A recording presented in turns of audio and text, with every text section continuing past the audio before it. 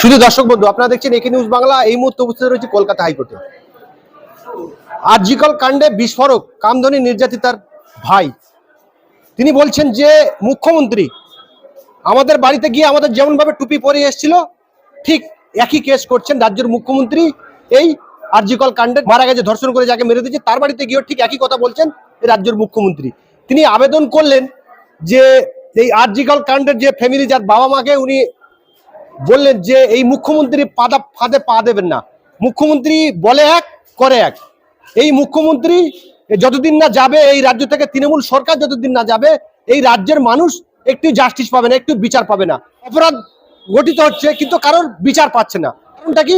যে রাজ্যের শাসক দল, মন্ত্রী, এমএলএ, এমনকি মুখ্যমন্ত্রী সেই অপরাধীদের পাশে দাঁড়িয়ে যাচ্ছে। সেই জায়গায় এই বিচার ব্যবস্থা পেতে ব্যাহত হচ্ছে। আমরা শুনে নেবো যে কামধনীর যে নির্যাতিতার ভাই আমাদের সঙ্গে রয়েছে, আমরা তার মুখ থেকেই সমস্ত কিছু শুনে নেওয়ার চেষ্টা করবো।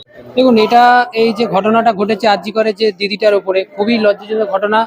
এর থেকেও ভয়ানক ঘটনা ছিল আমাদের কাণ্ডে কি হয়েছিল যে আমার দিদিকে যে গণধর্ষণ করে খুন করেছিল তার দেহটা নাভি পর্যন্ত চিরে দিয়েছিল। হ্যাঁ, এর থেকেও ভয়ানক ঘটনা হচ্ছে যদি আমাদের ক্ষেত্রে, যদি রাজ্য সরকার ভালোভাবে মানে রাজ্য সরকারের উকিল যদি ভালো পারফরমেন্স করতে পারতো, তাহলে এই রায়টা যদি আমাদের এরকম খারাপ রায় হতো না, ভালো রায় হতো, ফাঁসি সাজা হতো বা ফাঁসি হতো, লোকে এইটা করতে ভয় পেত। রাজ্য সরকারই প্রথম থেকে ঢিলা করে দিচ্ছে। দ্বিতীয়ত কথা হলো, দেখুন 7ই জুন 2013 সালে আমার দিদির উপরে যে এই সংসদ হত্যা ও গণধর্ষণ ও খুন করা হয়েছিল, ঘটনার 10 দিন পরে মুখ্যমন্ত্রী আমাদের বাড়িতে যায়। মুখ্যমন্ত্রী প্রতিশ্রুতি দেয় যে 15 দিনের চার্জশিট, 1 মাসের মধ্যে সাজা ঘোষণা। সেই খেলাটাই দিদি, মুখ্যমন্ত্রী সেই খেলাটাই খেলছে। সোদপুরের যে ঘটনাটা ঘটেছে, মানে আরজিকরে যে ঘটনাটা ঘটেছে, সেই খেলাটাই দিদি খেলছে। আমি বলতে চাই আরজিকরের নির্যাতিতার মা বাবাকে যে আপনারা মুখ্যমন্ত্রীর ফাঁদে পা দেবেন না, কারণ আমরা যে ভুলটা করেছি আপনারা সেই ভুলটা করবেন না।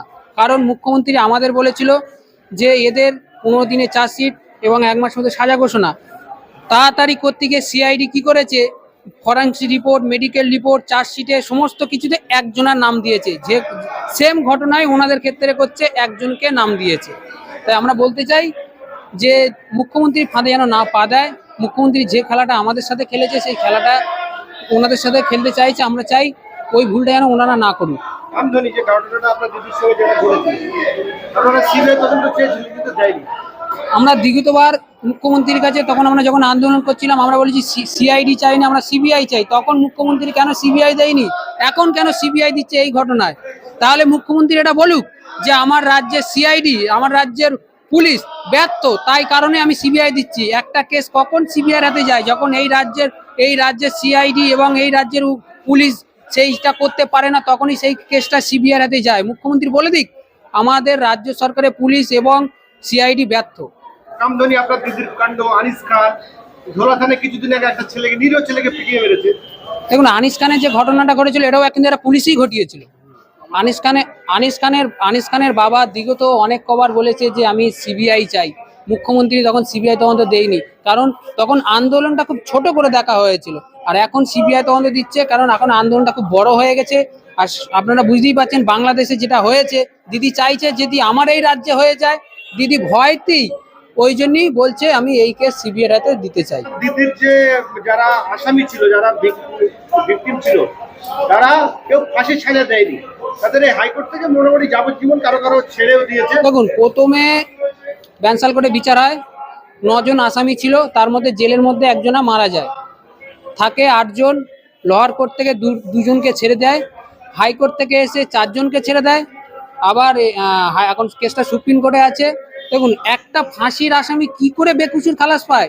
সেই আমিন আলীর নাম ছিল, তার মুখে আঁচড়ের দাগ ছিল, সেটা ওদের উকিল প্রমাণ করে দিল। ও মার্বেলের কাজ করে, তাই মার্বেল লাভাতে গিয়ে ওটা কেটে গিয়েছে। এই ঘটনা, আমাদের ঘটনায় 9 জনাই আসামি ছিল। ওরা টিএমসি পার্টি করে বলে তাই দিদি আজকে ওদেরকে পিছন থেকে বার করে দিল। আমাদের সাথে দিদি বলছে এক, আর ওদের সাথে করছে আর এক। তখন সিপিএম এর আমলে যেটা ঘটতো, সেটা সঙ্গে সঙ্গে রায় দিত, সঙ্গে সঙ্গে বিচার পেত, সঙ্গে সঙ্গে কেস ক্লোজ হয়ে যেত। কিন্তু এই সরকার, তৃণমূল সরকার, এই সরকার থাকাকালীন কোনো দিনও ন্যায় বিচার, কোনো নির্যাতিতার পরিবার ন্যায় বিচার পাবে না। যতদিন এই সরকার, মুখ্যমন্ত্রী মমতা বন্দ্যোপাধ্যায় আছে, ততদিন এই রাজ্যে কোনো ন্যায় বিচার পাবে না। ধর্ষণ হোক বা খুন হোক, যাই হোক, এই রাজ্যে বিচার নেই। এবং শাহজাহান শেখ যখন ধরা পড়ছিল না, আমরা মিছিল বার করেছিলাম কামদুনি প্রতিবাদী থেকে। আমি বলেছিলাম যে শাহজাহান লুকিয়ে আছে মুখ্যমন্ত্রীর বাড়িতে। তার কিছুদিন পরে, এক সপ্তাহ পরে শাহজাহান স্যালেন্ডার করলো। তাহলে দিদি সব জানতো শেখ শাহজাহান কোথায় আছে, কি হচ্ছে রাজ্যে, কে কি লুটছে, কোন মন্ত্রী কত টাকা লুটছে, কি করছে, মুখ্যমন্ত্রী সব জানে। কিন্তু মুখ্যমন্ত্রী কিছু বলছে না, কারণ তার মালের ভাগটা মুখ্যমন্ত্রী ঠিক পেয়ে যাচ্ছে। তাহলে আপনি কি বলতে চাচ্ছেন যে এই রাজ্যে সঠিক বিচার পাওয়ার, এই রাজ্যে যতদিন এই তৃণমূল সরকার আছে ততদিন এই রাজ্যে ন্যায় বিচার কোনো নির্যাতিতার পরিবার পাবে না। আমি আবার বলছি, আরজি করে যে ঘটনাটা ঘটেছে সেই ঘটনার মিতার পরিবার যেন মুখ্যমন্ত্রী ফাঁদে না পা দেয়। আমরা যে ভুলটা করেছি সেই ভুলটা যেন উনি না করে। মুখ্যমন্ত্রী বড় বড় আশ্বাস দেবে। আমি ওই নির্যাতিতার বাড়িতে গিয়েছিলাম, আমাদেরকে দেখা করতে দেয়নি।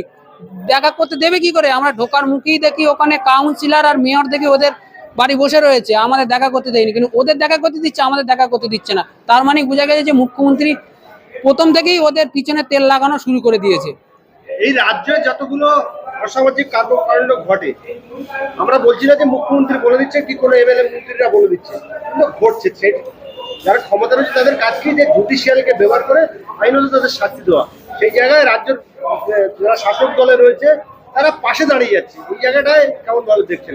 দেখুন, যে কোনো ঘটনা ঘটে সেটা কিন্তু খুবই খারাপ, কিন্তু মুখ্যমন্ত্রী সেই ঘটনার বিরুদ্ধে হবে কিনা সেই ঘটনার পক্ষে হয়ে যাচ্ছে। ব্যাপারটা এটাই হচ্ছে।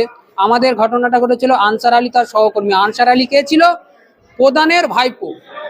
ওই প্রধানের ভাইপো মুখ্যমন্ত্রী যেদিনকে আমার বাড়ি যায়, প্রধান মুখ্যমন্ত্রী কানে কানে বলছে, দিদি ওকে যদি না ছেড়ে দেওয়া যায় তাহলে উত্তর 24 পরগনার ভোট কিন্তু পাওয়া যাবে না। হ্যাঁ, দিদি এটা বলে ওই ওনার প্রধান কানে কানে বলছে, জ্যোতিপ্রিয় মল্লিকের কানে এবং মুখ্যমন্ত্রীর কানে কানে বলছে যে ওকে যদি না ছাড়ানো যায় কিন্তু উত্তর 24 পরগনা ভোট পাওয়া যাবে না। তখন এখানেই বোঝা গেছে যে দিদি আগে পার্টি চেনে, পার্টির লোককে চেনে, কিন্তু রাজ্যের নিরীহ মানুষের দিদি চেনে না। যে রাজ্যের মানুষ ওনাকে ভোট দিয়ে জেতাচ্ছে, উনি যে গদি চেয়ারে বসে আছে, কিন্তু যাদের জন্য গদি চেয়ারে বসে তাদের ভাবনা দিদি ভাবছে না। দিদি শুধু দিদির পার্টির লোকের কথা ভাবে।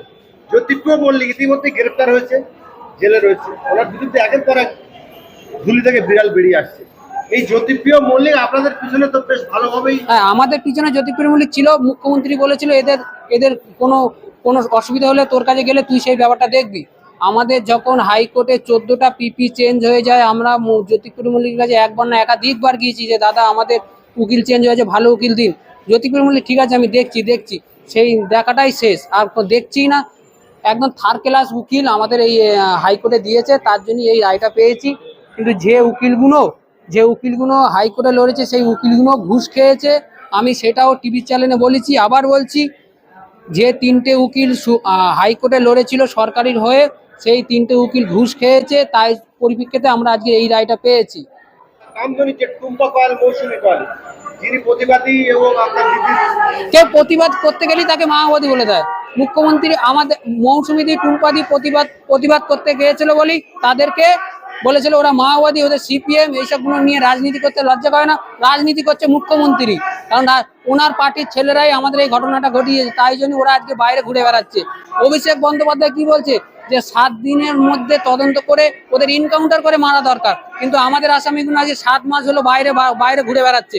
ওই অভিষেক বন্দ্যোপাধ্যায় ইনকাউন্টার করে মারতে পারে না? তো তাহলে সুপ্রিম কোর্টে যে বিচারটা চলছে আপনারা কতটা আশাবাদী? সুপ্রিম কোর্টে, হাইকোর্ট থেকে যখন রায় সুপ্রিম কোর্টে যায়, রাজ্য সরকার মুখ্যমন্ত্রী কি বলেছে, এই রায় আমরা মেনে নিতে পারছি না, আমরা সুপ্রিম কোর্টে যাচ্ছি। রাজ্য সরকারের উকিল সুপ্রিম কোর্টে গিয়ে যদি তারপর যেদিনকে রায় দেয় সেই দিনকে, তার পরের দিনকে যদি সুপ্রিম কোর্টে গিয়ে বলতো, হাইকোর্টের রায়টাকে স্টে করাতো, তাহলে ওরা বাইরে বার হতে পারতো না। রাজ্য সরকার সেই স্টে করায়নি, রাজ্য সরকার গিয়েছে এসএলপি করতে গিয়ে সুপ্রিম কোর্ট এসএলপি নেয়নি। এবং দেখুন, মুখ্যমন্ত্রী খুব বড় বলেছিল এই রায় আমরা মেনে নিতে পারি না, আমরা এই সুপ্রিম কোর্ট আমরা কপিল সিব্বালকে দিচ্ছি। কিন্তু কপিল সিব্বাল 3টে আমাদের কেসের ডেট পড়েছে, কপিল সিব্বাল কোর্টের মধ্যে হাজিরা উপস্থিত ছিল না। তাহলে মানুষের কাছে মুখ্যমন্ত্রী একটা বড় বার্তা দিতে চায়, সামনে এক করে মুখ্যমন্ত্রী, পিছনে আর এক করে।